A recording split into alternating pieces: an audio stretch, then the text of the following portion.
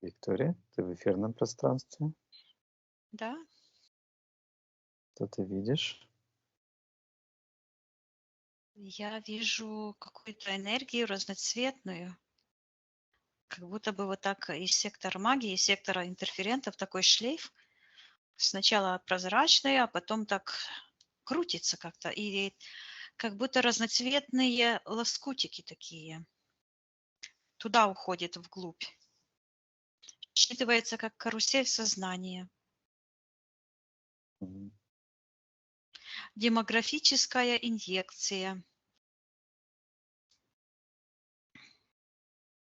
Вижу, что вот там оно так сужается, превращается в черную, как нить, и уходит в сектор духов.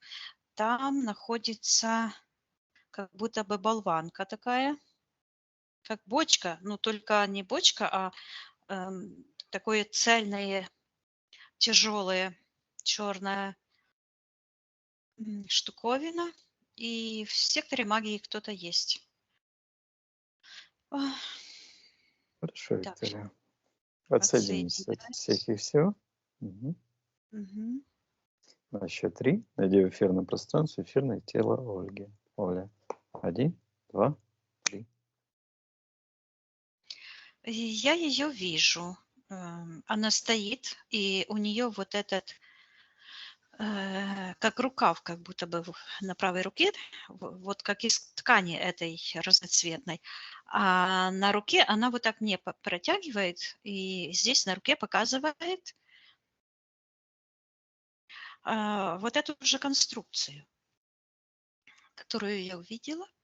И она вот здесь прямо на руке стоит. Считывается демографическая инъекция. И вот эта вся, она только, это как копия этого внешнего, вот маленькое такое. И оно вот так стоит и вот так вткнулось прямо как прошивка в руку. И я сейчас подумала, что же это такое, и вижу, что там, где этот прокол произошел, там такой, как считывается рубец, но как будто бы такой кружок желтого цвета, ну, охры, цвета охры. Я считываю ее эфирное ДНК и вижу, что подключка идет к колбу, черная подключка, и так вот раздваивается в сектор магии и сектор интерферента. И на плече вот эта накидка такая, как и на рукав, разноцветная. Эта подключка тоже имеет отношение к демографической инъекции, которая колбу. Эта колбу, она тянется за ее спину вот туда, а в сердце такая черная, как считывается бляшка, а ниточка тоненькая-тоненькая потянулась, как в сектор интерферента. Но вот здесь, перед ней, еле заметная вот эта колба стоит. Мгм. Какая-то считывается колба, но я ее еле-еле различаю. А, Мгм. Что-то спрятано очень сильно. М. Хорошо, Виктория, вернись к Оле, считай ее эфирная ДНК. Она ли это?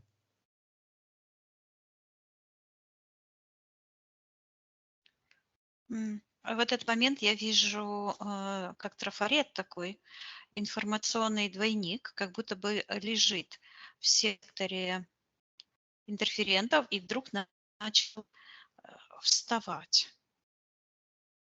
Считывается колдовство,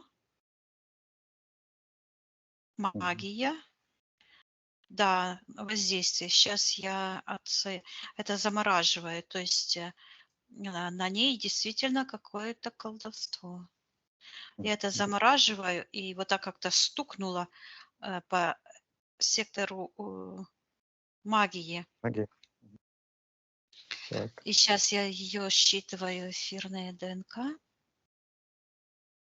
считай Да, это Виктория. она. Да, да. Хорошо. Спроси Олю, разрешает ли она потрудиться с ней для нее. Она говорит: "Разрешаю", показывает обе руки, и на правой руке вот здесь, такая-то демографическая инъекция. М. Хорошо. Что обозначает, Виктория, вообще эта демографическая инъекция? Сейчас я посмотрю. Подключка тянется в сектор магии.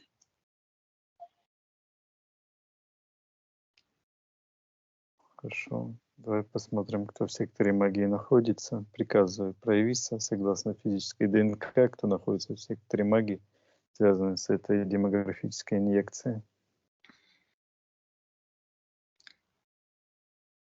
Появляется, как бы вырастает. Вот это, что я его стукнула, как заморозила. А, Говорит, это мужчина, Мгм. как будто на нем такая,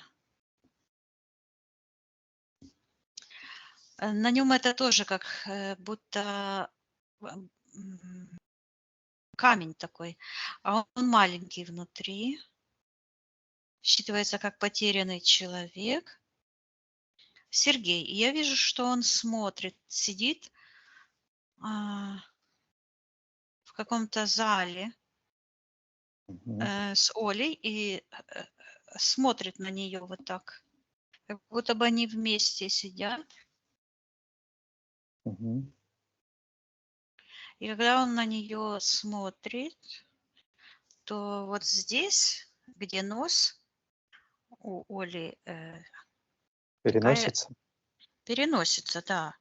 И там такой черный имплант. И он смотрит именно туда, и начинают как будто бы завязываться нейронные связи, так ниточки энергетические, и тянется это, то есть он как бы привязался к ней, и вижу, что ее потом взгляд вот отсюда это идет к такому человеку, который находится на сцене, и он что-то там рассказывает и как будто показывает. Так. Что произошло с Олей? Этот человек находится за такой черной, как будто бы экран такой черный, только ноги такие белые какие-то ходят. И он то выглядывает, то ходит. Сейчас я спрошу, кто он, этот М. человек.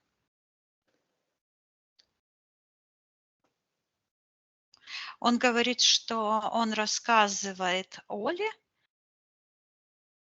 о демографической инъекции, М. как А спроси у поддать него. себя. Спроси у него, что это за демографическая инъекция. Он говорит подавить волю, Мгм. увести в заблуждение. А зачем ему И это нужно? он говорит ворох и показывает на его ноги, а у него ноги, у него импланты, как у этого Чарли Чаплина были такие ботинки с такими носами.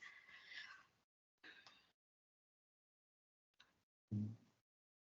Он говорит, что его заставляют духи преисподней Мгм. подчинять волю человека, он говорит, божественного человека, инъекциям гипноза. А какова суть, Виктория? Посмотри, это инъекция гипноза. В чем ее суть, механизм? Я слышу осколок отколоть, часть себя,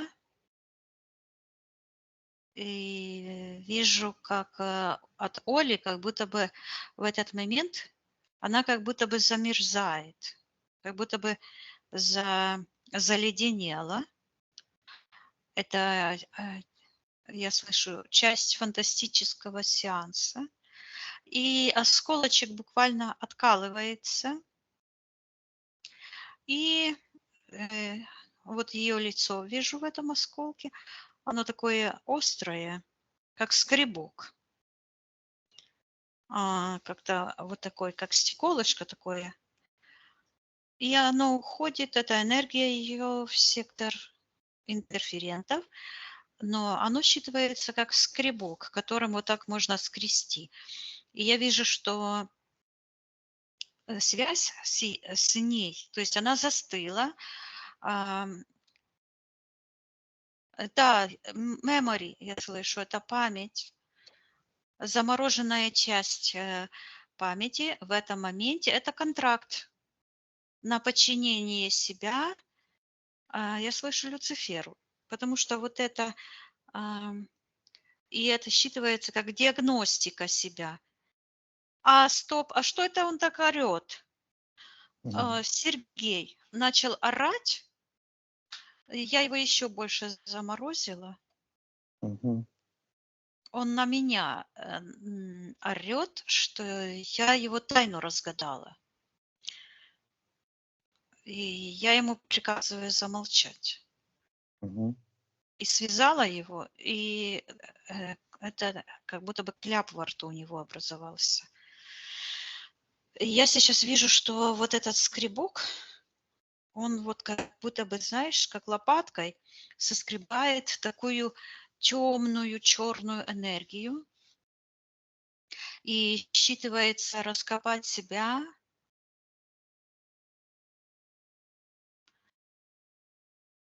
для дополнительного гипноза, для магии, оголить себя, как скребком, вот можно наскрести лопаткой много земли там или песка, да, Мгм. вот точно так же вот это решение, это оголить себя, разрешить себе, я слышу, удовлетворять похоти вот этого другого, а это другой, вот этот Сергей, у него подключка к его нижним чакрам.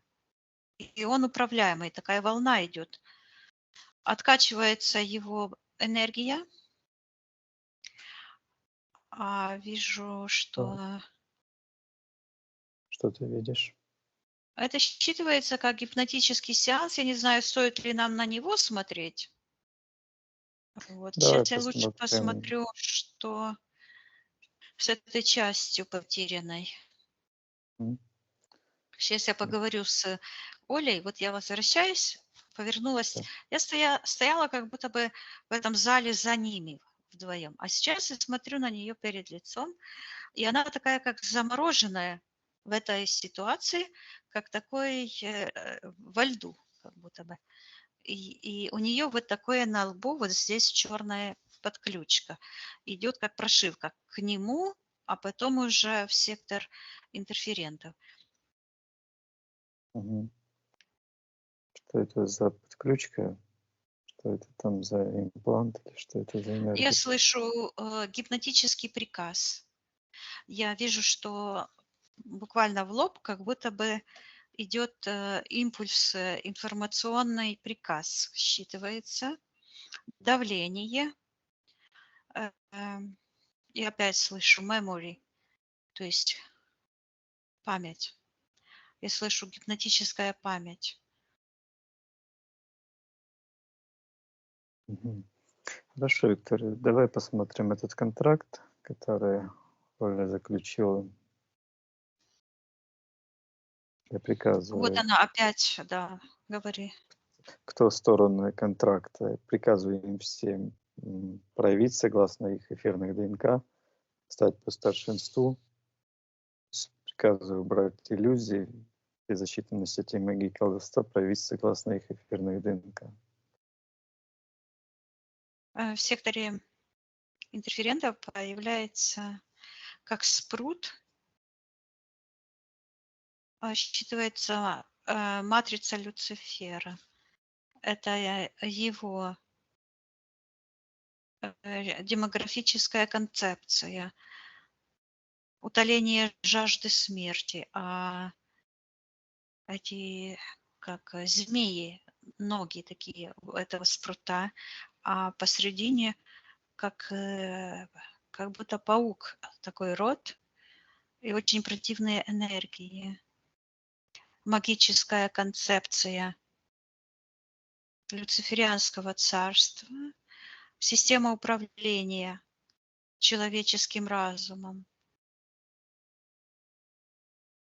Мгм. Что еще? демографическая концепция, то есть фактически отобрать жизнь, отобрать энергию. Мгм. Так, кто еще есть в этом контракте стороны?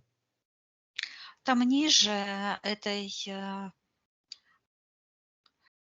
концепции, этой матрицы находится какой-то как человек, считывается остолбенеть. Он стоит такой, как столб, но махнул таким, как прикрылся черным плащом. Я слышу, как остолбенеть, столбняк, заморозка. Что Это это за сущность? конструкция этой демографической концепции. Это психическая способность мозга замораживать контракты, я слышу. М, Замораживать контракты. Так, То, давай подробнее, каким образом это замораживать контракты происходит. я вижу, как внутренняя сущность Оли вот так. А! В этот момент, когда этот Сергей на нее смотрел, и вот эта связка происходила с этим Сергеем и с этим гипнотизером. Мгм. То есть это, я вижу, что это как ужас М, от своего решения, и я вижу, как внутри э, душа как будто бы ужасается тому, что происходит, а внешне Оля вот так себя ведет. Что Сидит, это? улыбается. Сейчас я считаю. Я слышу внешний фасад равнодушия к своей душе, к внутреннему страху смерти. Вижу, что вот этот ужас– это тут предупреждение подсознания о неверном выборе, но разум– вот это противоречие между божественной сущностью и уже этим опытом человеческим, осознанностью. А вот это замораживание контракта, как это сработало? Защитная функция психики. То есть это функция, которая должна работать во благо человеку, она захвачена вот этими темными энергиями, и считывается это как насильник, пафос. Пафос. Это ложь. То есть именно благодаря этой пафосной лжи происходит вот это разногласие между фасадом и внутренним наполнением. Потому что душа неизменна, и принципы, по которым устроена психика человека и наша вся Вселенная, они не могут измениться под предлогом каким-то, да. Но вот Мгм. человеческое сознание готово принять ложь за истину, и именно из-за этого происходит вот этот, я слышу, конфликт, демографический коллапс. Демографический– это потому что эм, имеется в виду, что как демография– это как народонаселение, точно так же и здесь, как целостность человека, как отдельной единицы, э, вот это я слышу опять ущербность. Вот это ущербность, да, отколоть частицу, отдать Мгм. частицу себя ради вот этого я вижу у Оли вот здесь, где этот творческий процессор будущего, там как такая считывается веретено, закрутилась энергия, не ее, а уже чужие энергии, там пафос, вот этот гипноз типа, и вот эти все привязки. Мгм. Спроси, Виктория, у Оли, на что она согласилась в этом контракте? Она показывает мне руку и показывает вот эту конструкцию. Говорит, что согласилась отщербить себя. Ну, вот эта ущербность, да, то есть потерять часть себя, отщербить буквально вот эту осколочек, который там в этом, скажем так, в других пространствах уже как бы работает против нее, копает уже, то есть это настраивает уже против нее же самой. Это вот конструкция, она считывается как концепт самоубийцы, самоубийства. Это вот эта конструкция саморазрушения, самоуничтожения. Мгм. Хорошо, Виктория, ты сказала, что у нее была вот эта программа или энергия равнодушия. Посмотри, что это за программа. Она считывается как «меня так научили». Мгм. Это как маска гипнотическая, вот так на лице, то есть как отмазка буквально, маска отмазка, да. Меня так научили, то есть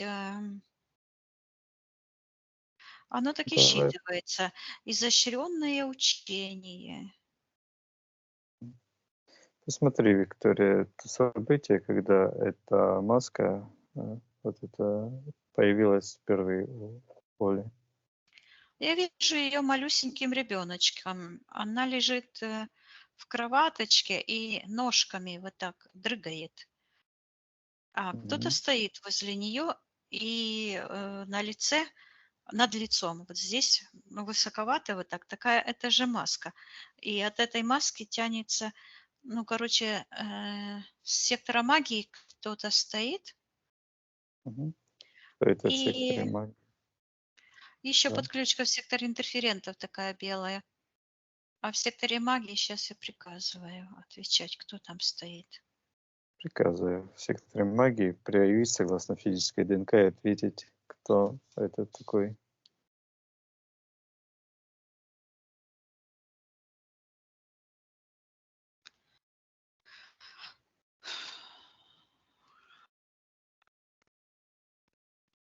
Я не вижу там человека никакого. Считывается какой-то Абдулла, но как будто бы завис вот так на уровне сердца, а, Мгм. как какой-то джин или что-то такое.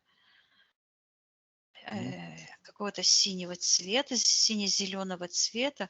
Какая-то, сейчас я посмотрю, что это. Считывается программа равнодушия к себе. Мгм.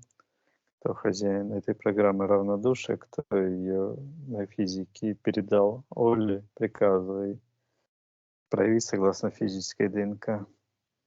Кто-то из сектора интерферентов как будто бы эту маску с такой злостью и ей вот так одевает, и она чернеет, эта маска, и буквально вот так вот вкручивает. Из сектора интерферентов появляется вот этот столб, столбняк. Так, кто это в секторе интерферента? Приказываю убрать все иллюзии, все защиты на снятие магии и колдовства, истинно проявиться согласно эфирной ДНК. Что это на самом деле? Считывается Абдулла. Вижу сущность какая-то, похожа на рептилоида. И твердый такой. Межпространственный странник. Морда такая, как у рептилии. Рептилоид, вот такой вытянутая морда, не то человеческая, не то рептилоидная. и крылышки такие маленькие за спиной, как у курицы. Мгм. Ну, такие без Приказывает, перышек. приказывает этой Хвост сущности, крокодилий.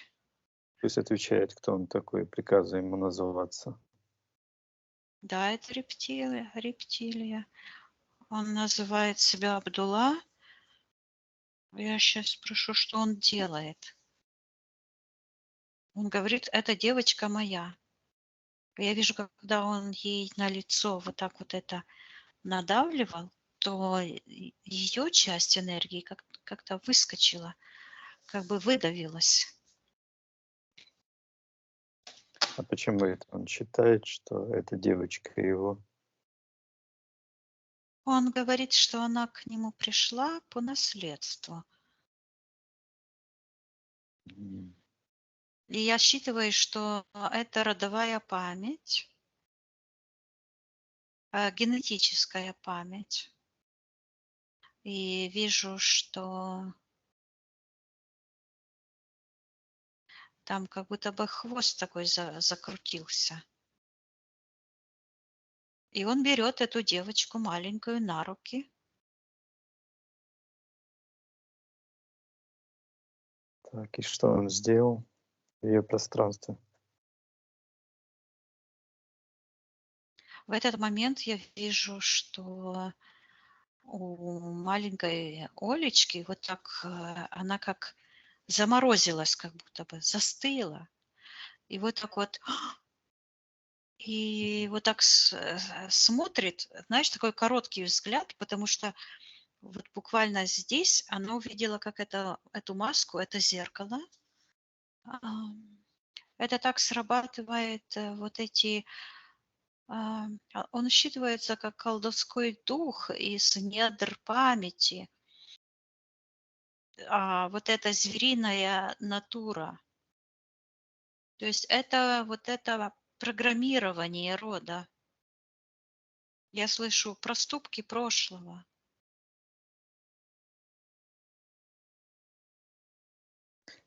Спроси у Оли, на что в этот момент Оля согласилась. Я вижу, что ее личико как будто бы влипло в эту маску, и этот рептилоид вот так задавил ее, и она бедненькая вот так ножичками так дрыг, дрыг, дрыг, дрыг, дрыгает, а он давит на нее. Мгм. Так, Она кричит, что хочет жить, а он буквально через эту конструкцию, ее энергия вот так из лица. И именно вот здесь, где переносится. Это сейчас я посмотрю, что это там такое. Вот здесь имплант, где переносится, куда Сергей смотрит до сих пор в ее Посмотри, пространстве. смотри, Виктория, что это за имплант. Я слышу, что это мозг сознания распознавания здесь. Мгм. Лимбический проектор, считывание эфирного ДНК, распознавание, я слышу свой-чужой, и вижу, как это работает. Внутренняя, это как процессор. И вот в этой диффузии энергетической этот вот процессор как бы расставляет свой, чужой, вот так вот. Вот эти черные энергии. И он говорит свой, чужой, вот так вот. Среди этой диффузии, с диффузной массы энергетической, это как коктейль такой, выбирает буквально. И я вижу, что именно атака пошла сюда на распознавание э, вот этого свой-чужой. Спроси у Оли, Это как раз, да, это атака на... Это телепатическое взлом. чтение происходит, да, с помощью... а, это здесь идет как на уровне физического ДНК, считывается, и оно и также связано с декодировкой, которая находится в мозгу. Вот здесь и здесь. Как улиточка имеет рожки, вот так оно отсюда. Вот идет такая декодировка, я слышу, фактов, которые вот улавливает как бы волны с пространства. Вот я вижу, оно вот так идет с пространства через эту антенну. Вот оно идет сюда, здесь оно все дешифруется, и как-то в левом полушарии уже у нее получается здесь как какая-то темная энергия, как будто бы забита вот этот потолочек. Я слышу, что поломка дешифровальной машины. Эта поломка произошла в тот момент, Вот когда эта тогда, рептилия. да, да. Мгм. Так, а спроси у Оли, почему она не сопротивлялась этой сущности? Или почему она не смогла сопротивляться? Она говорит, мне мама приказала молчать. Мгм. А спроси у Оли, почему она послушала маму. Говорит, потому что мама кормит. То есть М, это защитная функция, чтобы выжить. да. Буквально оно звучит как замолчать, то есть Мгм. прекратить расшифровку, согласиться на присутствие а, этих, этого Сущности. давления, этой сущности, да, этой Мгм. программы ради выживания. Мгм. Поговори, Виктория, с Олей, покажи, что Оля сейчас большая, она здоровая, она вот пришла, чтобы избавиться от всех этих давлений. Сейчас очень интересно, там что-то промелькнуло, какая-то информация. Вот именно с той энергией, которая туда ушла, как в темные пространства, в эту, как в глыбу в такую черную. Я Мгм. сейчас посмотрю, Ты- что она там все это время делала. Мгм.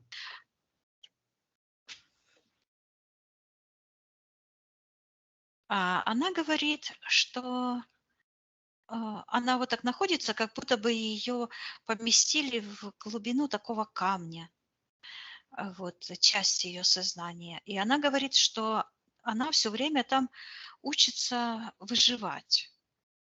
Она говорит, что она учится выживать, и вот так смотрит на эти глыбу каменную изнутри. Говорит, что она учится распознавать, а вот эта глыба, я вижу, под ключку ей тыкнула. Мгм. Именно где хвостик, вот в этот, в копчик. Такой черный имплант, выглядит как, считывается почему-то уголек. Сейчас я рассмотрю. А, как такой хвостик, только наоборот. Ну, хвостик же идет как будто бы, ну, у кошки, Так. например, толстенький, а потом тоньше, да? А это считывается хвостик, но и выглядит как иголка, как игла, которая кольнула.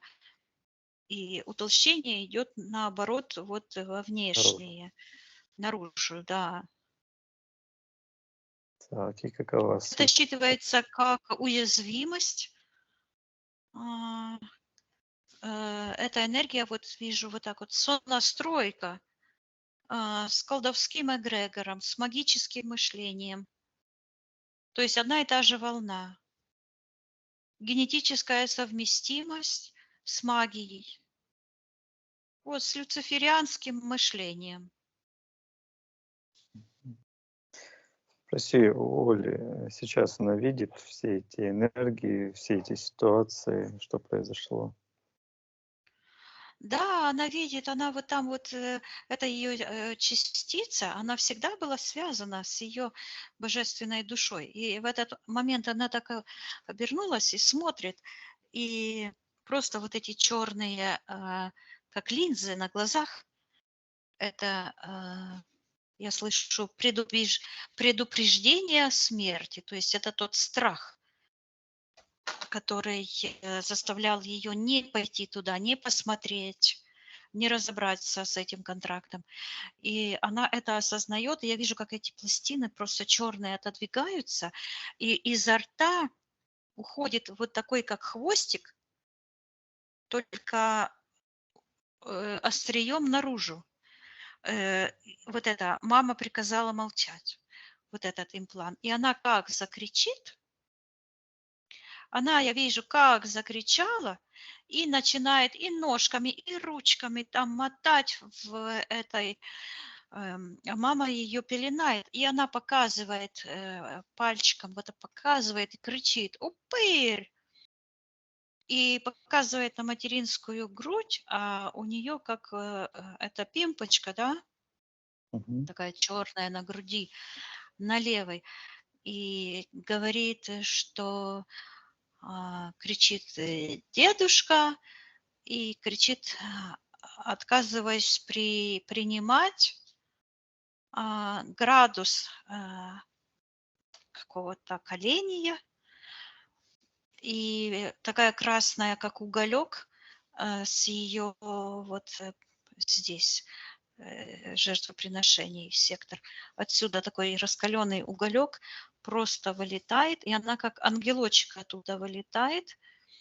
И я вижу, как она садится в этой, как в кроваточке, да, и вырастает, садится с крылышками и становится больше, больше, больше, растет, растет, и вижу, что она берет и вот эту маску вот так выкручивает, и оттуда выходит это ее частица, которая там была. И в этот момент я вижу, как меняется ситуация, когда она сидела на этом гипнотическом сеансе, и она встает, и я вижу, что это повторение истории с прошлого воплощения, когда она была такая барышня в таком платье красивом, и она тоже пошла в театр с этим же Сергеем. И я вижу, что когда она встала, то она оставила на сиденье такой веер. Я сейчас посмотрю, зачем она это сделала. А это было, я слышу, оставила зацепку из прошлого воплощения. Она оставила, а этот Сергей, он взял этот веер, вот так, и как будто бы духи нюхает из этого веера. Он ее, а на самом деле за ним стоял этот рептилоид, который снюхал ее энергетическое ДНК. Эфирное ДНК с нее снюхал. И вдруг она вот это оборачивается и видит, что на сиденье она оставила этот а, веер. И я спросила ее, зачем она его оставила. А она хотела понравиться этому Сергею. И я передаю ей, и она берет этот веер и вот так ломает. И я вижу, как этот хвост отламывается, и вот это все отламывается, исчезает просто. И она вдруг вот достает из этой ситуации такой, как лист, такой большой, и говорит, сама своя. И я вижу, что эта барышня забирает свой веер, и ее хвост, этот шлейф такой энергетический, исчезает, и от Сергея что-то как отвалилось, и бум! Прямо в этом воплощении его ударило в секторе магии, вот эта игла такая, прямо ему в лоб. А у Оли вот так во лбу вижу такая, как волна идет из лба, как ямка такая с такими кругами, как будто бы туда кинули такой камешек, и такие круги пошли. Я вижу, как это все у нее из лба выходит и возвращается к этому Сергею. Считывается дубликат. И вот этот дубликат, который был эфирный в его руках, как бы, он исчезает, растворяется буквально. Он начинает искать везде, и ничего нету. И она опять говорит, я сама своя. И берет вот этот скребок. Женя, ты тут? Да, да, да. Вот этот скребок, который там был потерян во время этого гипнотического сеанса, и возвращает, я слышу, возвращается цельность, и он встраивается в нее. Я ей напоминаю, чтобы она убрала все чужеродные энергии, и она оживает. И вот этот лед, в котором она сидела, она буквально как ангел вспорхнула с крыльями и встала выше, и смотрит под ней, под ногами, как лед, и она смотрит в этот лед. И я ей передаю, что сейчас она может найти аналогичные ситуации, замороженные, и разморозить. Пусть она призовет все ее частицы души из гипноза, из насилия, из любых тех случаев, где она чувствовала разногласие между ее божественной душой и ее истинным «я», ее сознанием. И пусть она растворит эту маску и освободит свой внутрь своего, я слышу, свой критический разум, вот, и я вижу, как она вытаскивает из переносицы вот там эту матрицу черную. И когда она ее вытаскивает, то вытаскивается из руки вот эта демографическая игла. И она такое противное, аж тошнит. И вот это все крутится, как черви, как эти глисты, знаешь. Я ей передаю, что это всего лишь энергия, информация. Пусть она возьмет себе божественный опыт. Я вижу, как она соединяется со своим высшим «я» и говорит, что она расторгла контракт, самый важный контракт в ее воплощенной теперешней жизни. Говорит, что это контракт люциферианский на соединение человеческой генетики, ДНК человеческого, связанного с ее воплощением, с телом. Мгм. И вот эта маска, я передаю этой девочке маленькой, что это всего лишь фантазии энергетические вот этого всего. Пусть приказывает сейчас, в том моменте, и в каждом моменте ее жизни вот этому Люциферу, этому эгрегору колдовскому, этому Сергею и этому В сущности, Абдулла. сущности Абдулла этому, пусть забирают все эти энергии, все проклятия к ним же и всю карму. И я вижу, Мгм. как отрывается вот эта кармическая связь, вот эта карма, а ее душа, ну, то, что висело таким булыжником, как бочка такое, вот, отрывается и полетела туда вниз, а она Мгм. поднимается вверх и стоит сейчас и читает книгу, перелистывает. Перед ней такая, а я стою за ее спиной и смотрю. А она перелистывает такую книгу, огромная вот такая. А с этой стороны, с левой, такая энергия диффузная какая-то, типа шар такой диффузный, и там такая морда считывается, Мгм. Что это за энергия сущность? какая-то. Вообще приказывай Щас. проявиться хозяину этой диффузной энергии. Вижу, что оно выглядит вот в этой книге как такой черт. Он Мгм. превращается. То он черт с копытами, то у него появляется палочка и такой колпак, костюмчик и такой мультяшный. И тянется в сектор интерферента и в сектор магии. А в секторе интерферента, сейчас я приказываю ему отвечать, кто он такой. Мгм. Приказывает, если сущности выбрать. Считывается как диффузное разногласие. Это вот это с этим связано, с процессором считывания. Это именно тот демонический, оно считывается как вкладка, ну, мы говорим имплант, да, которая мешает телепатическому чтению. Так. И что это сущность? М, Когда она появилась в пространстве, Оля? Я слышу, что она вот появилась, когда она была младенцем и укреплялась, говорит, во время сеансов гипноза. И я вижу много ситуаций, которые как бусы нанизаны друг на друга. Вот, причина еще в прошлом воплощении, а здесь я вижу ситуация, массаж, как будто М, бы Оля работает то ли массажистом, то ли... мгм. Спроси у нее, что она делает. Она говорит, что она клиентов принимает, и приходит какая-то женщина, Мгм. две женщины, мать и дочь.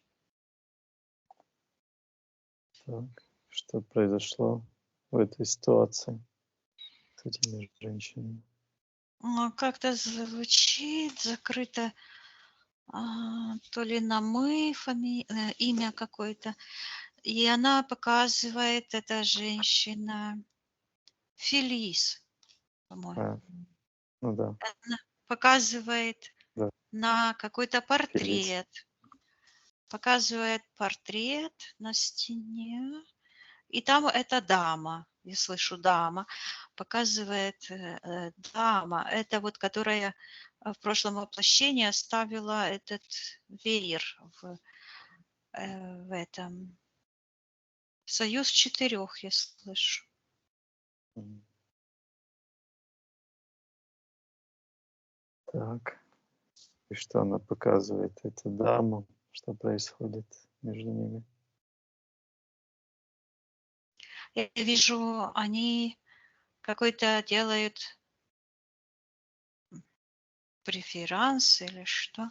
Они как-то сидят все за столом, такие богато одетые,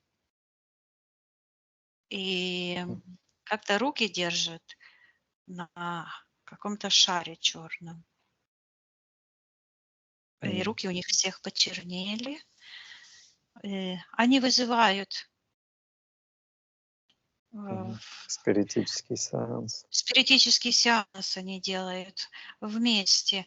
Я вижу, как у них, у всех четырех руки, пальцы вот так, вот эти все энергетические считываются.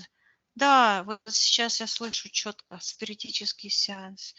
И меридианы в пальцах вот так все вместе, я слышу, сожглись. Вот откуда этот уголь. Как будто бы Мгм. срослись, ну, как бы, ну, не зря же вот это считывается, я слышу, гиена огненная, уничтожение божественных душ. То есть это полная утилизация, и вот этот уголь, то есть спиритические сеансы вызывания этих духов. Вот я вижу, что считывается как утилизация душ человеческих. И у них пальцы все, я слышу, опять сожглись. Как, знаешь, как спички сжигаются, и остаются такие только угольки корявые. И вот у них руки все вот так вот Как опять скрюченные горелые спички. да, воспламенились. И Оля вдруг Мгм. смотрит и так руки вырывает. И я вижу там это сейчас, когда она руку вот так оторвала, вижу, она Они вызывают Люцифера самого. Они сидят, как будто бы это какой-то клуб. М, Вот. Это вот этот же театр. Но это комната такая, где там они как клуб по интересам. Вот они там закрылись и в этой комнате это делают. Я вижу эти шторы такие бархатные, Мгм. темно-красные. И она так встает и руку вот так смотрит, и там такая вот здесь черная игла. И Оля берет эту иглу, вот так вытаскивает и опускает левой рукой в этот черный шар. И вдруг эти все встрепенулись, М. а она стала вот так, когда сразу отдалилась от этого, с этой книгой, и читает книгу. А я спросила, что за книгу она читает. Она говорит, книгу равновесия.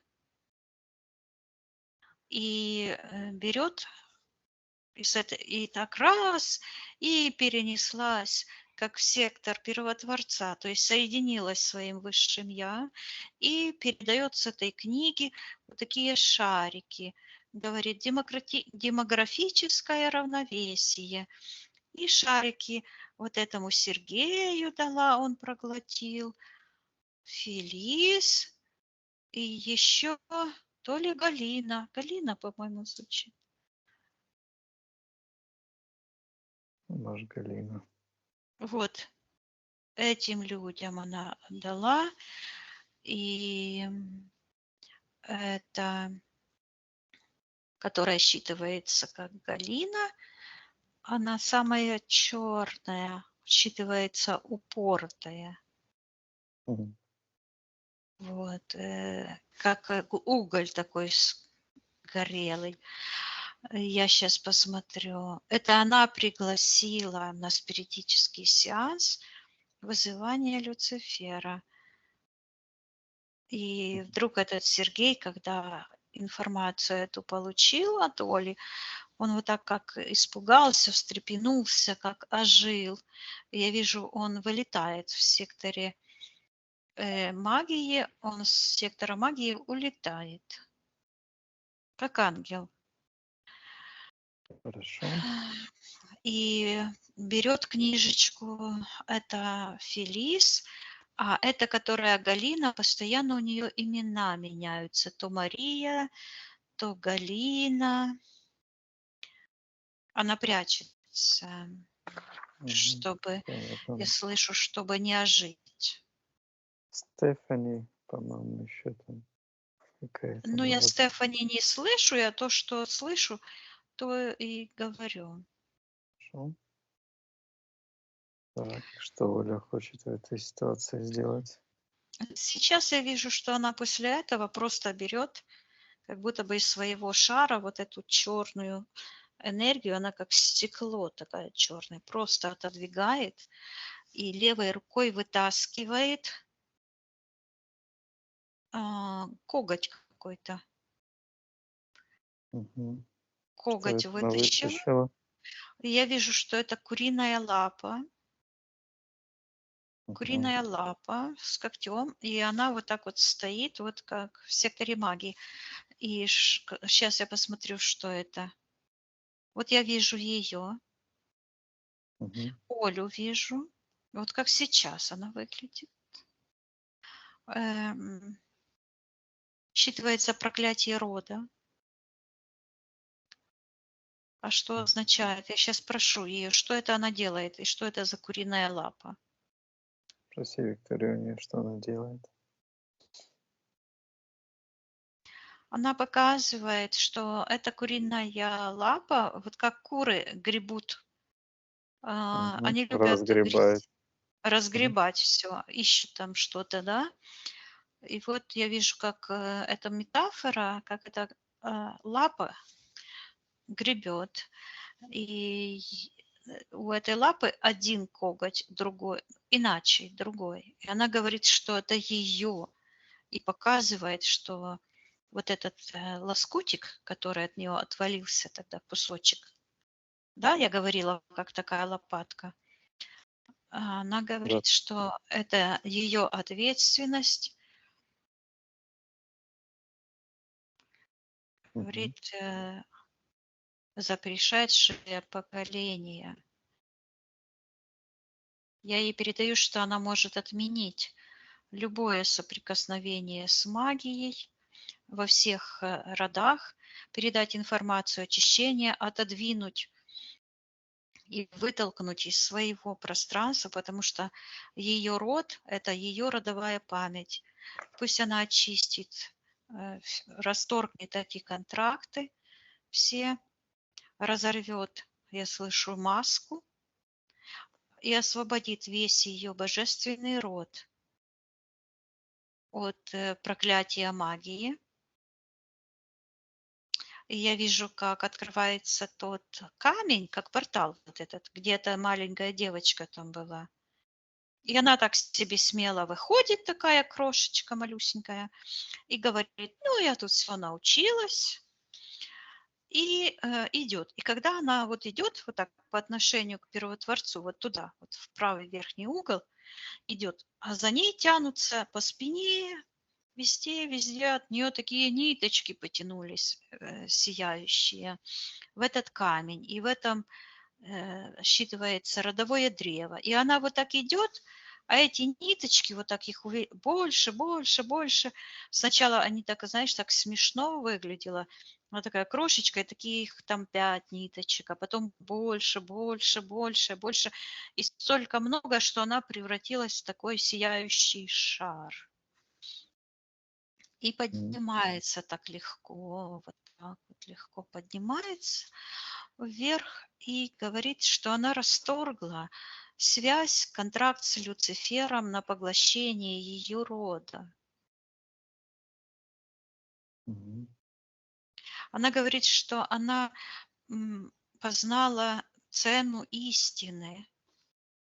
И берется вот эта штуковина, которая там вот так засела, такая твердая была, так сейчас размякла эта энергия вот отсюда, этот краб, и она просто ее вышвыривает. И я вижу, как все это начинает здесь двигаться, и в носу вот эти все рецепторы, вот это все черное уходит, уходит, уходит, и глаза так просыпаются, так, такое сияние в глазах, и все эти центры начинают вот здесь, вот это все вспыхивает, как будто бы, знаешь, такая вот какая-то была энергия вокруг, как скорлупа, которая начинает трескаться, и сквозь нее вот такие лучи выходят. Я передаю, чтобы Оля полностью очистила ее сознание, ее божественный род от этих, я слышу, от демографической иглы.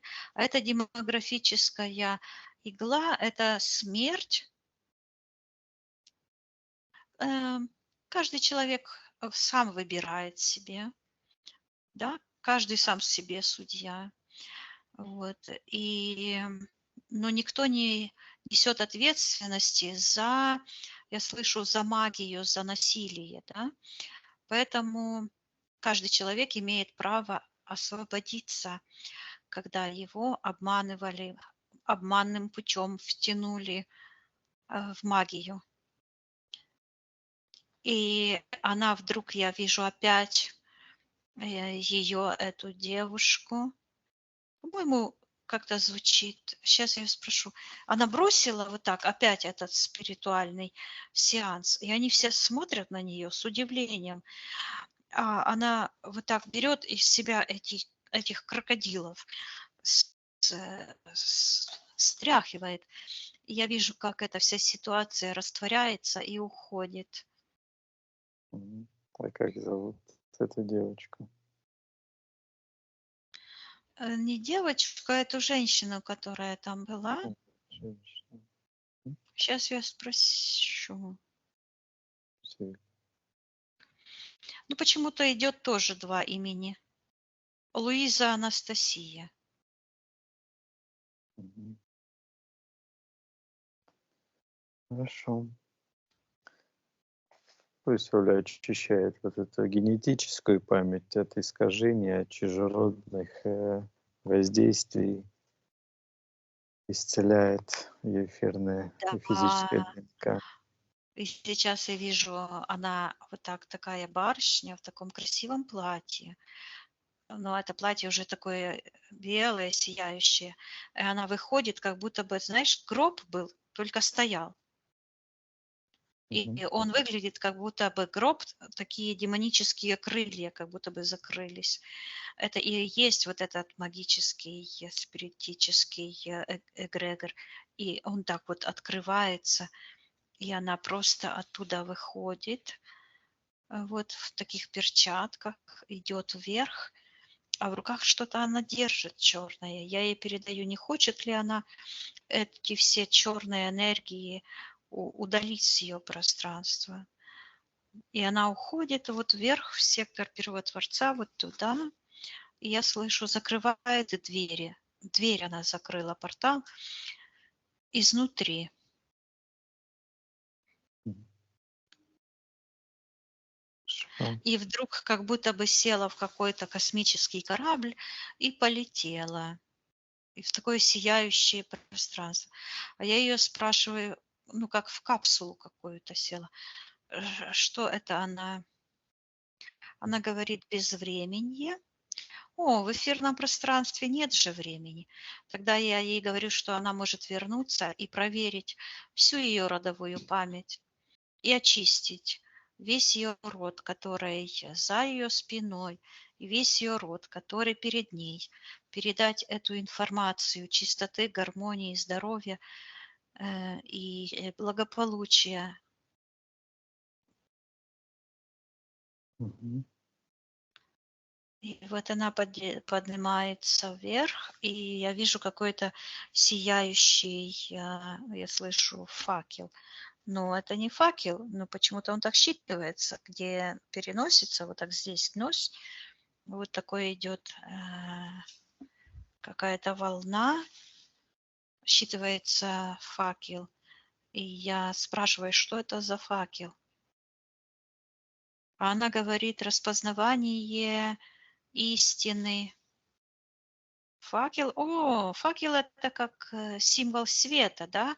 Когда идешь там в туннеле, например, факел освещает дорогу. То есть это как факел, как это способность различать истину и ложь. Я ей Мгм. передаю, чтобы она вернула себе все эти первичные настройки телепатического чтения.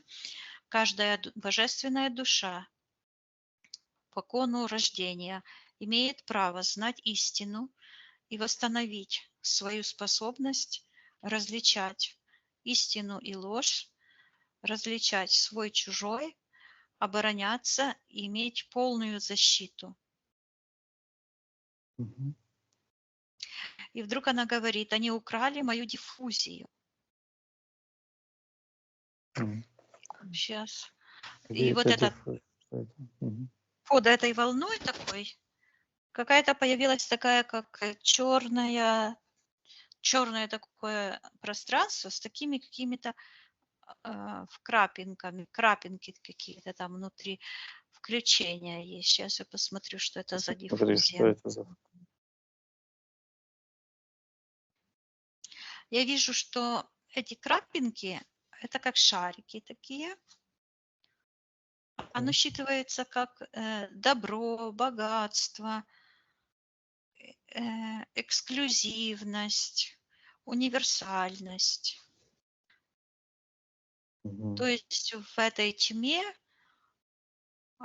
распределены как диффузия вот такие, это частицы ее божественной природы. Мгм. Может Оля вернуть ее? Хочет ли она это сделать? Я вижу, что она хочет и смотрит вверх и видит, что там, где вот седьмая чакра, вот как будто бы такой, как плита черная, как тарелка. И она берет эту тарелку с такой пружиной, просто вытаскивает из себя, и вот в сектор магии перемещает. И я вижу, как эта куриная лапа там вот так закрутилась с этим всем. Считывается как магические ритуалы. Я передаю имя, слышу, Фелис. Так, стоп. Откуда это имя прозвучало? Ты сказал в секторе магии. Приказывай проявиться, кто там в секторе магии находится. Я вижу, что в верном плане это вот эта Фелис находится, и она в секторе интерферентов, это ситуация еще с ограблением души, я слышу. Там, где был этот спиритический сеанс, и эта Фелис сидит под столом. Почему-то сидит под столом.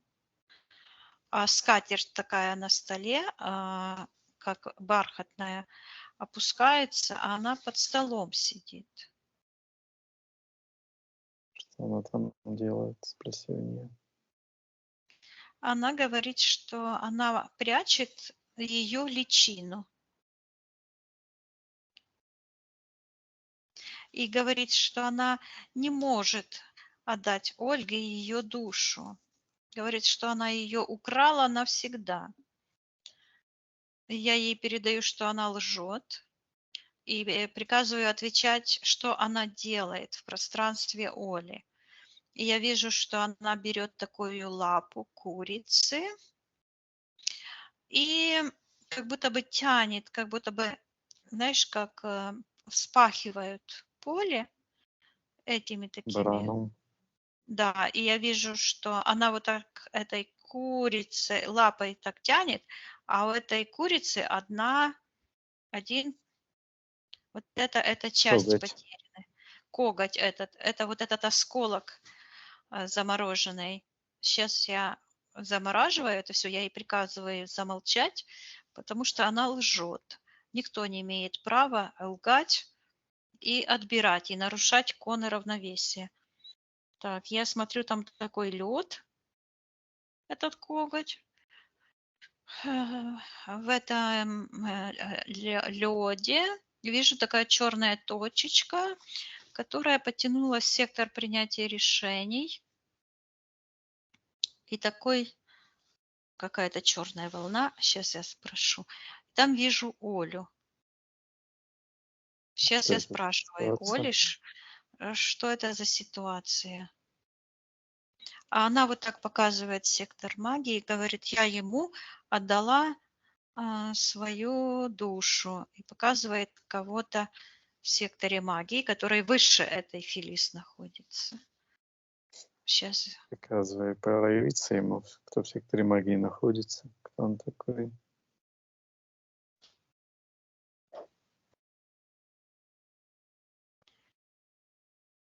Кому это она отдала душу? Приказывай ему проявиться согласно Вижу там физической такую ситуацию, что как будто бы какие-то крокодильчики начинают вдруг вышли и ползают по Оле, а она таких отряхивает. И какой-то экран. В экране такой символ круглый с такими вот лопастями, и оттуда выходит открытый портал, магическое разрешение. Я слышу. А Оля что? Символ Цельнадзора делала? Вроде Вызывала бы этих нет. злых духов? Говорит нет. А что это за морда такая? Похожая вот это, знаешь, сейчас я посмотрю. ам, Какое-то имя звучит. Сейчас, одну секунду.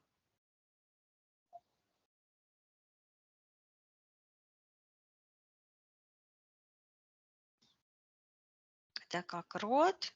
Вот такие лопасти.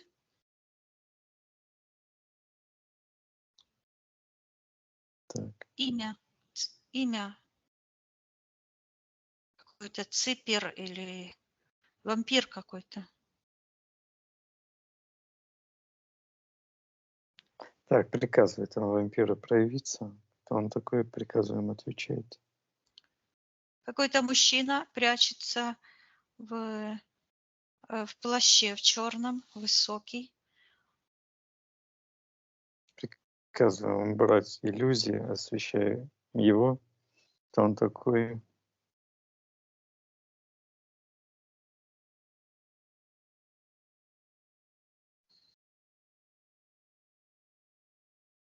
Считывается как...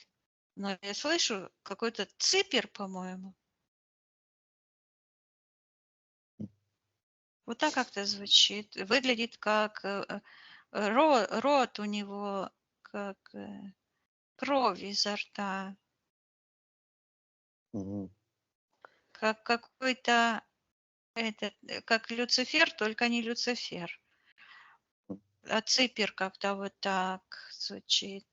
Как будто считывается как вампир, который людоед, который пьет кровь.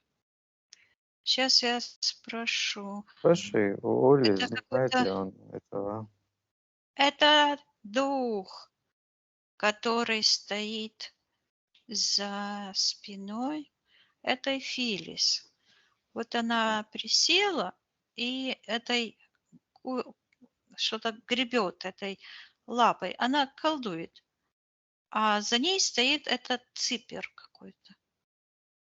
И Что когда это за сущность? Давай это посмотрим. дух, я слышу, что это дух колдунов.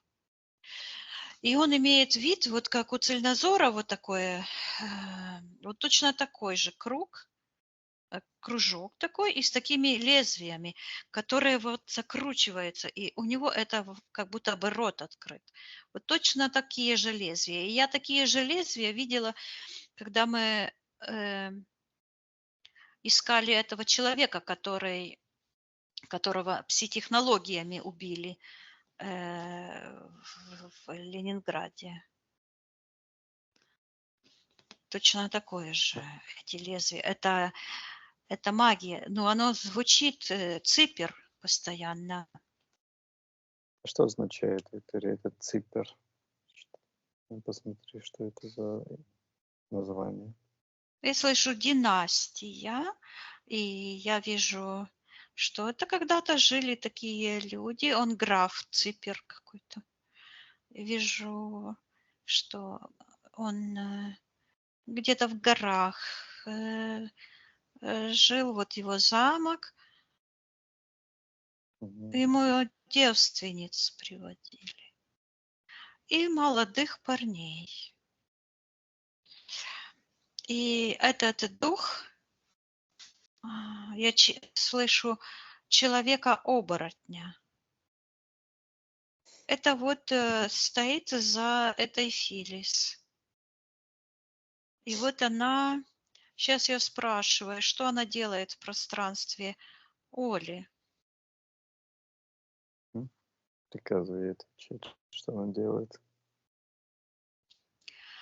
Я вижу, что это ей принадлежит, вот этот рукав разноцветный, и в плече, в сердечной вот этой, в этом плечевом сердечном центре, опять же, как этот хвостик, такой колышек, знаешь. Да. Сейчас я её опять спрашиваю, Что она что она... делает? Она говорит, что она соединяет Олю с Ципером. И опять я вижу, как она сидит там под столом. Каким образом она соединяет Олю с ципером? Она говорит, что она открыла для нее ад, говорит, преисподнюю, и показывает этот огонь, и пальцы вот эти, которые они там сидели. И она говорит, что они поклялись кровью. Мгм. Так. Действительно ли они клялись кровью? Да, Смотри. я вижу, как Оля и они все делают какой-то надрез вот на правой руке, и выступает капелька крови. Мгм. И я Что вижу, такая произошло? черная четверка происходит. Что произошло с Олей, когда она провела этот ритуал с кровью? Это клятва быть вместе с Ципером. И я вижу, что эти капли как будто бы капнули из каждого с руки и в такую центрифугу, вот там под столом под этим. И в такую центрифугу и произошло смешение. Я слышу диффузия, конституция. Я передаю Оле, пусть она эту конституцию прочитает. Это ее пространство, и она имеет право эту конституцию прочитать. И она читает ее. Считывается контракт навеки с Ципером. Мгм. Что согласилась Оля в этом контракте?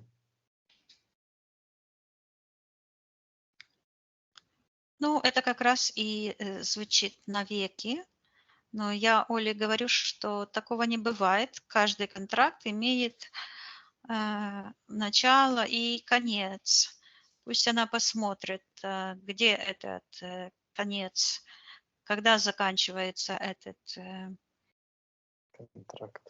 контракт. И я вижу, что каждый раз, когда заканчивается контракт, то вот эта центрифуга так встраивается, вот эта клятва, что каждый потом по очереди заступает место и а, Мгм. продолжает По этот очереди. по очереди, да. То есть вот так вот. Спроси Оли, И хочет ли она выйти из этого контракта. да, она хочет, и она показывает, как у нее в руке появляется такая черная ручка с этим когтем. Перо, как коготь куриный. Я передаю Оле, что ее рациональная часть много сеансов сделала, много расторгла контрактов. На физике она магией не занимается. Она расторгла все контракты, потому что она обрела этот опыт, она имеет право обрести любой опыт, какой только она захочет, по конам Божественной Вселенной. И сейчас она имеет право расторгнуть этот контракт, потому что это ее воля. Я вижу, как эта черная ручка, в которой сердцевина такая белая, а эта черная сверху вот так отлущивается и уходит, уходит, уходит. И эта подключка от этой ручки, которая тянулась вот к магии, к сектору интерферентов, вдруг превратилась как в такой, как вспыхнула, как вспышки такие, как вот эти петарды, или как это вспыхивает вот так эти. Вот так вспых, и превратилась в такую, как в шарик просто. И Оля берет вот этот шарик и смотрит в него, а он белый. И она вот смотрит, и там такая вот эта связь с этим вызыванием духов, и я слышу, как это отваливается и падает это все. И она Мгм. говорит, мое решение быть здесь и сейчас. Вот что означает. То есть эту ситуацию как бы м, взять сюда, рассмотреть как сюда, здесь и сейчас, и внести свою коррективу и свое желание сегодняшнее. И я вижу, как у Оли из-за лба, вот это, помнишь, я говорила, что как будто бы камень бросили черный и такие волны. И этот черный камень уходит у нее из-за лба, и отваливается этот хвост, и когти эти вот, эти меридианы освобождаются, и на руках такие вот превращается все в шары, такие энергетические, все, ну вот так вот оно закручивается, и все вот это тор, вокруг каждого пальца тор, все пространство действительно голографическое, Потому что все вместе– это большой тор, все ее эфирное тело. А вокруг пальцев тоже тор. И каждая клеточка имеет свой тор. То есть это очень красиво выглядит. Вот. И она поднимается вверх, и я вижу, она взлетает, и такая белая энергия, такой шлейф тянется за ней. И я вижу, что это те, я слышу, родственные души, пропавшие заживо в магических, эгрегориальных этих энергетических структурах. Я передаю Оле, что это лишь память, это иллюзия, этого ничего нет. Есть только она, ее божественная душа. Есть божественные души и стремление к жизни, к процветанию всего ее рода, всех ее предшествующих душ, всех ее родственников по прямым линиям и параллельным.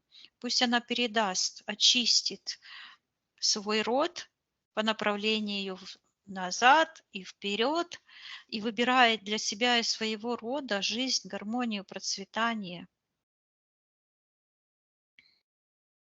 Очищаю. Просто передается эта информация по роду, очищает. Да, и я вижу, как она расторгает этот контракт, и он вот так, знаешь, как этот демон так плащом там маячил, прятался, так она так шух, и этот черный контракт расторгается полностью. И я вижу, как переворачивается эта вся ситуация в том,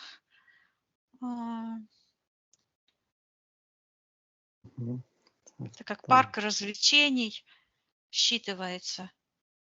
Вот это все уходит, и она выглядит как ангел, наверное, в таком сияющем огромном шаре.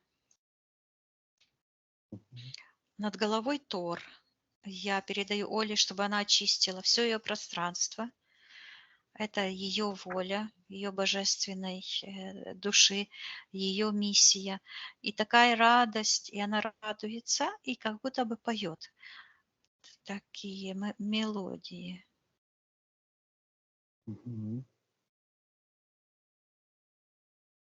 Хорошо. Виктория, очищая пространство от этих застывших, Очищаю. чужеродные вот эти, кого там замораживали, все эти сущности, эти ситуации, отправляя на аннигиляцию. Мгм. Очищаем, поднимаемся вверх. Мгм. Так. Хорошо. Как сейчас Оля выглядит? Посмотри на нее. Ну, сейчас я накинулся на меня этот. Так, сущность. Но я его туда отбросила. Он соскользнул с меня, как будто бы я скользкая, знаешь. И его так отбросила, и он туда полетел в портал. И я вижу, как закрываю этот весь портал, и оно там внутри все горит. На полную аннигиляцию отправляю. Закрываем портал, Да. поднимаемся вверх. Оля выглядит как шар сияющий. Ее лицо вижу. Ангел. Просто ангел. Крылья. И она опять говорит, что расторгла ее самый главный контракт жизни. Я ей передаю, чтобы она очистила всю ее родовую память, передала информацию по всем поколениям назад и вперед, только энергии жизни, гармонии и процветания. И она говорит, как поет, говорит вот так: очищение родов земли началось. Как-то торжественно так. Классно. Отлично. Да. Передай Оле, чтобы она по аспектам, которые она подготовила, очистить все эти ситуации, очистить свое тело, физическое, гармонизирует, исцелит его на всех уровнях. Мгм. Пусть она также передаст внучке Пье, по-моему, информацию. Она держит огромную сияющую книгу, а с этой книги такие лучи, такими круглые такие, как лучи выходят. И буквально это выглядит, как будто бы она всех поет или кормит. Мгм. Ну, И все радуются. И когда я на нее смотрю, я слышу: очищение родов началось. мгм. Какое-то значимое событие, Виктория, Да, для Земли тоже. Хорошо. Так, есть какие-то, Виктория, аспекты, которые нужно еще проработать из того, что Оля написала? Пройдемся? ну давай. М? Оля написала, сказала, что у нее сжимаются зубы, что есть ли какая-то причина на эфирном плане. О, вот она опять говорит, да, мама приказала молчать. Я ей передаю, что Мгм. она вот это, да, уходит, это ушло. М. Я ей передаю, чтобы она расслабила эту хватку. Нет уже этого приказа мамы, она может в любой момент отказаться. М. Хорошо. Так, Оля говорит, что у нее есть скованность мускулатуры всего тела, выше шеи и затылка. Есть ли остались какие-то причины этого скованности? Но это было связано, я слышу, неспособность, да, посмотреть в глубину, то есть увидеть, то есть это эти зажимы, которые держали э, эту генетическую память замороженной, чтобы она не расторгла этот контракт с этим ципером. Сейчас этого нету, и это именно вот подтверждение моей этой методики, которую не я придумала, это и до меня 100 лет назад было известно, как расторгаются контракты на разных уровнях. То есть человек дышит, прощает, ослабевает эта мертвая хватка тела, и постепенно меняется мышление, меняются привычки, то есть на уровне сознания, подсознания, тела, и потом уже духовные контракты расторгаются. Никто не может пойти вспять. Никто не может расторгнуть духовные контракты, которые спрятаны за этой матрицей и этим лабиринтом. Вот эти все идеи про эти лабиринты как раз и рассказывают, каким образом человек может освободить свое внутреннее солнце, сколько он должен пройти этих лабиринтов, победить этих зверей. Вот эти все программы негативные, вот это сопротивление психики, вот это и есть вот этот лабиринт наш внутренний с этими зверюками. Вот. И Оля победила, приходит к победе, освобождает свое истинное солнце, свою божественную душу от уничтожения. Это не просто так улучшить жизнь, это освободить душу от уничтожения, от гиены огненной. М. Вот. Хорошо, Виктория. Дальше. Полина говорила, что у нее был варикоз, операция. Есть ли какие-то еще энергии Я слышу, чужеродные? что это генетика. Я вижу, что передалось от мамы генетическое строение вен, рыхлое. И я Передай передаю Оле, что Оле, она да. может взять только самое лучшее от отца и от матери, взять Да, и ее изменить божественную генетику. генетическую на упругое, молодое, здоровое тело, потому что тело выстраивается по духу.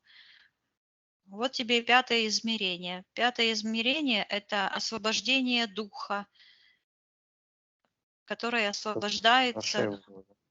да, Хорошо. Если она хочет, пусть она это сделает, изменит ее ДНК так, как она желает. Да, я слышу, говорит, постепенное изменение тела. Я вижу, как оно идет как-то от ног снизу, как будто бы вот эти вены, вот это все так становится таким плотным, упругим. И вот так эта волна поднимается так выше, выше, выше. И я слышу: молодость навсегда. Здорово. Хорошо, Виктория, от этих ситуаций пока отсоединись. Да. Был у Оли в детстве случай, когда она чуть не выколола ножом правый глаз. Есть ли эта ситуация в ее пространстве?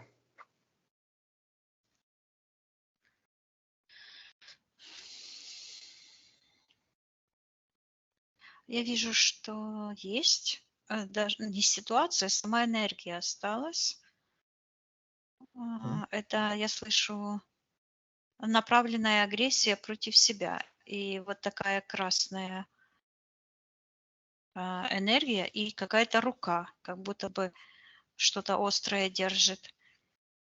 Это как гипнотическая рука, но под ключик нет. Я передаю Оле, чтобы она чистила эти энергии, переформатировала в энергию любви, заботы о себе. мгм, И все делала с того момента и во всех моментах ее всех воплощений.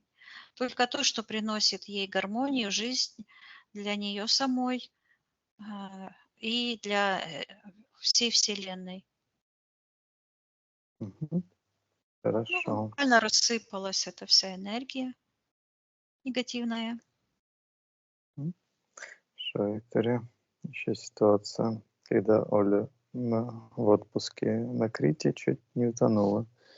Если хочет, Оля пусть изменит эту ситуацию, так она считает нужным, чтобы не попадать в эту Ну, я ситуацию. вижу, как она плывет, а возле нее какой-то мужчина такой черный, Мгм. и говорит: "Я помню тебя". И вижу, что он как будто бы привязан к какой-то платформе вверху, которая над ним. Мгм. И он говорит, ей на подсознательном уровне: "Ты не должна умереть". О, он говорит, что он из союза 4, Мгм. а каким-то образом он связан. Он говорит, что она не должна умереть. Каким образом? Почему она не Он должна? говорит, что он ее пафосный друг. Мгм. И я Так. вижу, что он, пришел тоже как будто бы из, того темного пространства, с Universe. Он пришел с универсального пространства, чтобы ей помочь персонально. Это связь ее с родом, с миссией связана. Миссия души была у нее расторгнуть этот главный контракт, и очистить, освободить ее род. Если хочешь, Оля, можешь передать этому человеку алгоритм освобождения, информацию, которую она посчитает нужным.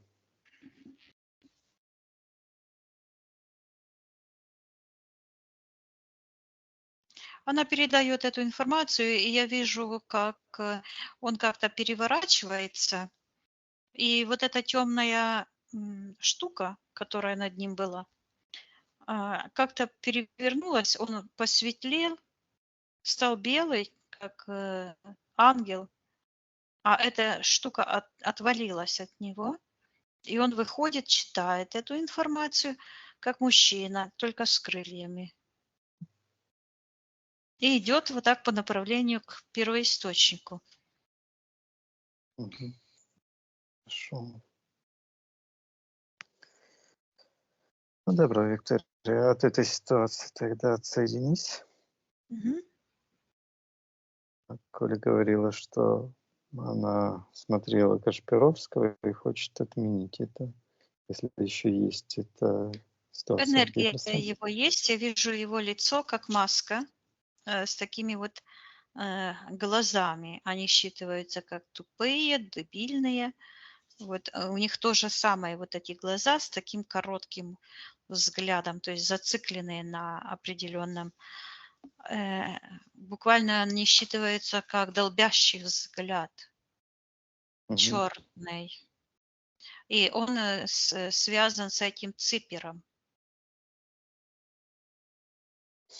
Мгм.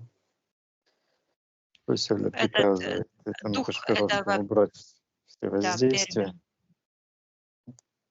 И я, да, передаю Оле, чтобы она отменила то решение подвергаться его воздействию, выбирать, соединяться с этим. Пусть отдает ему всю карму, Такие. он Мгм. знает, кому служит. И я вижу, что она вдруг берет какой-то как плащ, из себя так сбрасывает, и он быстренько, а этот плащ считывается лезвие, уязвимость к магии. Я передаю Оле, чтобы она восстановила целостность ее божественной души, физического тела и оборонительную способность распознавать зло на Мгм. всех уровнях ее сознания, физического тела, эфирного, мембранного сознания и считывания эфирного ДНК и на уровне души и духа. Пусть все уровни ее сознания очистятся, и она обретет свою естественную силу и защиту. И это все уходит, и вот у нее то же самое, энергосфера стала, как у меня такая, знаешь, как скользкая. Мгм. И вот этот плащ как будто просто соскользнул, отслоился от нее. Так, хорошо. Это Так. как глаз, и ее вся энергосфера считывается вот как глаз человеческий. Он же, помнишь, как это работает, как эта соринка летит, а он сразу Так, срабатывает защита. мгм. Закрывается, потом это слезки Очищение. защищают и так дальше. То есть все очищение, все человек совершенный, просто ему нужно очиститься. Так, дальше, Виктория. Посмотри, есть ли у Оли какие-то подключки или взаимодействие с Анной, какая-то белая ведьма, с которой она чувствовала сканирование.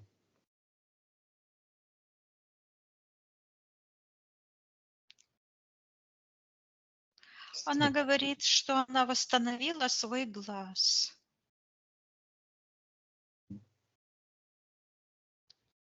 То есть Оля восстановила, да? Да, Мгм. Хорошо, пусть Оля очищается от всех от людей, все эти взаимодействия, настроить в согласии с гармонией и экологией первого Творца жизни. Если она хочет, пусть она это сделает. да, она говорит, я живая. И вот так говорит, я творец. Хорошо, Виктория. Отсоединяйся от этих ситуаций, поднимаемся вверх все вместе. Да. Посмотри сейчас еще раз, как Оля выглядит.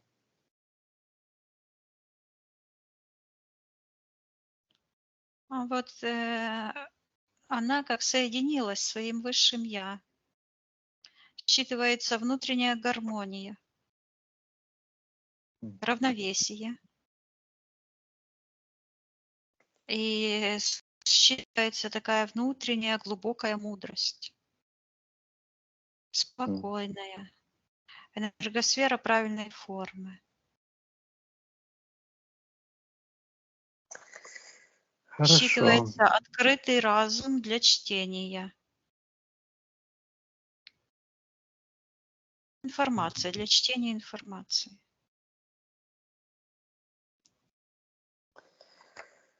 Ну, хорошо, Виктория. Так, если она хочет, она может передать информацию и освобождение его древа в общее пространство, если она этого хочет. Мгм. Хорошо. Спроси у Оли, все ли мы сделали для нее на этом сеансе.